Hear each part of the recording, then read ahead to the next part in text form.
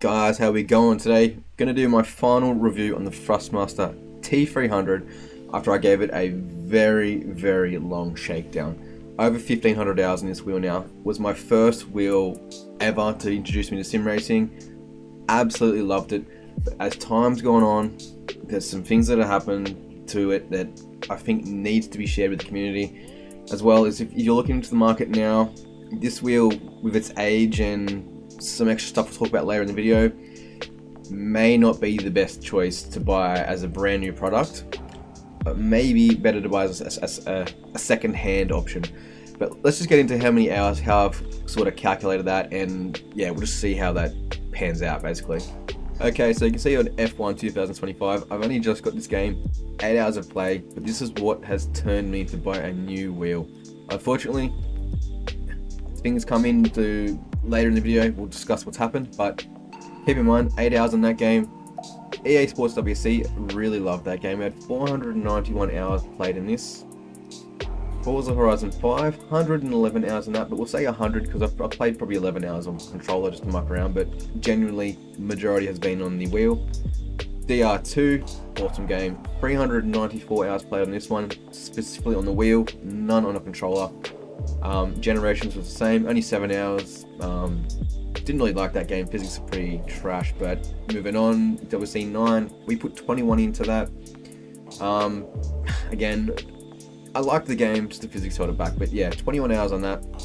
And GT7, 511 hours on this game, all on the wheel, completely on the wheel. So yeah, adding all that up is over 1500 hours easily. So yeah, pretty interesting. So getting into the wheel itself, I've actually added just a second little cam on my left here so I can turn it around just so I can show you guys. But let's get into the overall physical, how it's gone, how it's coped with so much time.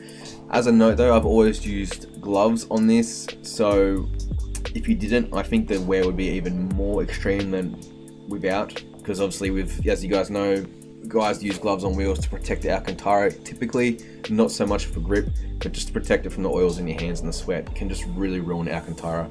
But in this case, it has anyway, but I'm assuming that's just with the age and the hours, so you gotta come to expect these type of things.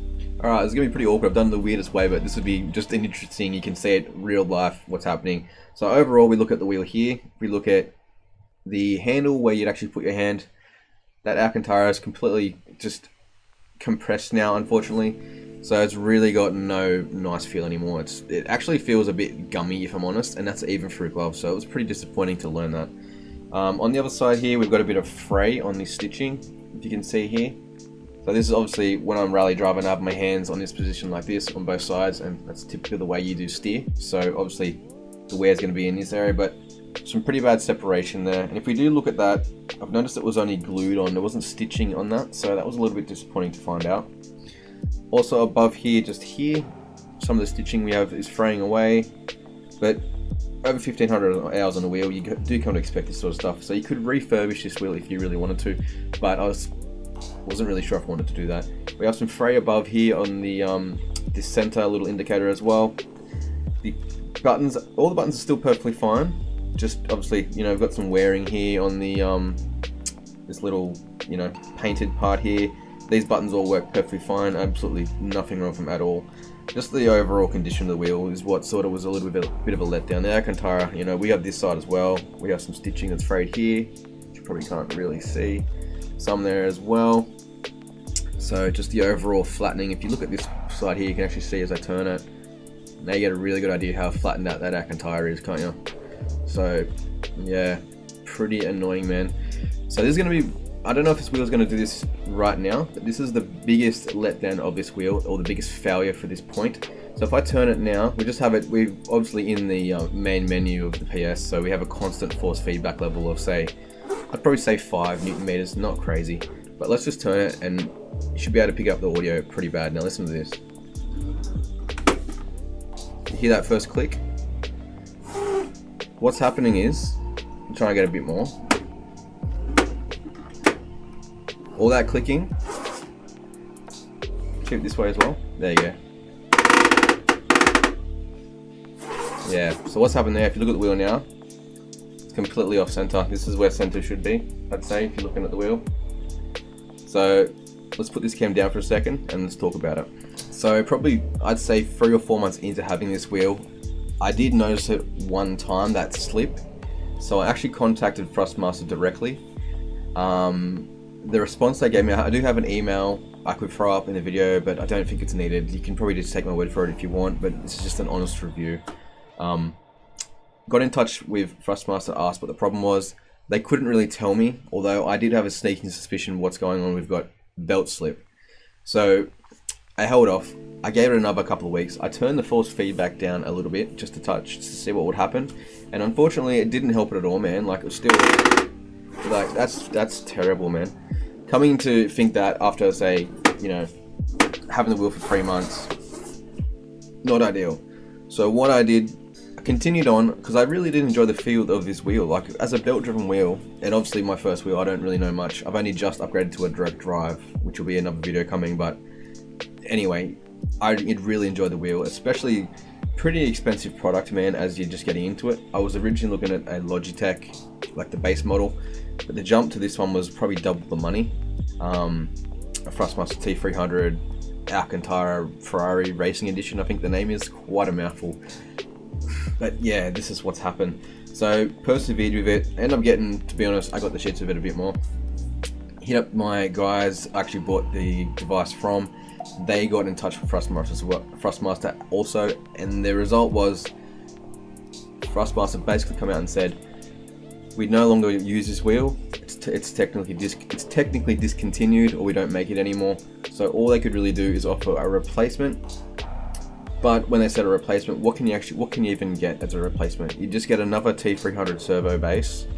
The wheel's fine. So what I really took apart from that, and you guys should consider it as well, is I'm thinking with the age of these things, and unless you could get actually a date or a serial number you could trace to when it was actually made, I'm thinking that the actual pulley in this, the rubber pulley, has gotten hard over time, causing it to slip. So that would mean that every single one that's made on this date, a little bit newer or whatever, they'd have the same belt issue. So what you could do, you could obviously take it apart, or if you wanted to, I've seen some videos of people doing it, but I didn't do it to keep the warranty, just in case I did want to replace it with something, is you put a new belt on that would be nice, supple, or still have like the flexibility and the grip of a new rubber hose. I think that would sort it. Potentially you'd have no issues, but I'm really thinking that's the issue, man. Every T300 at the moment, if you bought it because of the age, I think you could run into the same issue, and it's really not a good issue. Like, it really sounds, it's freaking terrible, man. Dialed it all down for my games, as you would have seen, but F1 I've just recently got this week to get into. I can't get any less force feedback than what I need to run the game, and it's slipping every freaking race, man. Really, really disappointed, because I just love the wheel. What I can do, or what you can do with the Thrustmasters, as you know, there is a way to auto recenter, which is, I believe you hold in the PS button, the share button, and the mode button. Press it all at the same time as soon as you turn it on. Then what you do is you turn it all the way to the left as far as it goes, all the way to the right as far as it goes. Let it go, free spin, and it should go back and find its center. That is the protocol. Although, say if you try that 10 times, man, I reckon probably 8 of those times it wouldn't work. It's very frustrating how to recenter these things. It's a pain in the ass, actually. But that's just my review of it. 1500 hours. So quite a harsh review. Obviously, majority of my games was rally, so again, that's a pretty harsh sport on a wheel anyway. You have a lot of stuff going on, so maybe that was a factor. I'm in New South Wales, Australia, so our temperature stuff isn't too hot or too cold, it's right in between, so I wouldn't say it's that. I just honestly say it's just a failure of the actual pulley itself. So I'd say the pulley you could probably replace this for, I don't know, say a pulley's $60 and then labor on someone who's an electronic guy, but obviously you'd run the risk of them not knowing how to take it apart. You'd have to really look into it. I don't know any avenue to take. So what I did do, I've upgraded to a direct drive wheel after this, just to progress as a sim racer. As you guys do, you get a little bit newer product each time. So looking forward to that. But yeah, that's just something to look out for. The actual wheel itself, like I said, the Alcantara, still pretty good, man. It feels great to drive. Honestly, the grip's nice. Just a little bit gummy where your hands would be if you don't use gloves, unfortunately.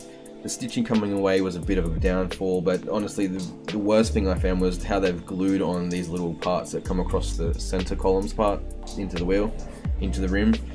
That's yeah, it feels terrible under you. It's right where your thumb sits, it's right there, and you just feel it every time just moving. So yeah, let me know if you guys have had this wheel before, how your experience has been. Maybe I've just had a dud, I don't know. This is just my review, but I really waited a long time to get it out. I typically was going to do one, say 100 hours, but decided to push through and see how we go. But yeah, this is my experience up until this point. Consider a like if this helped you at all.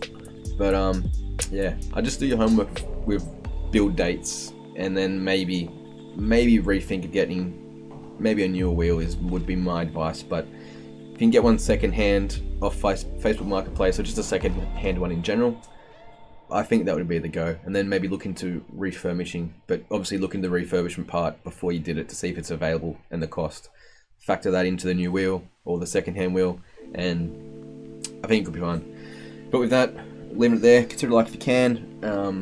And yeah, guys, a bit of a bugger, but that's sim racing, hey. Cheers.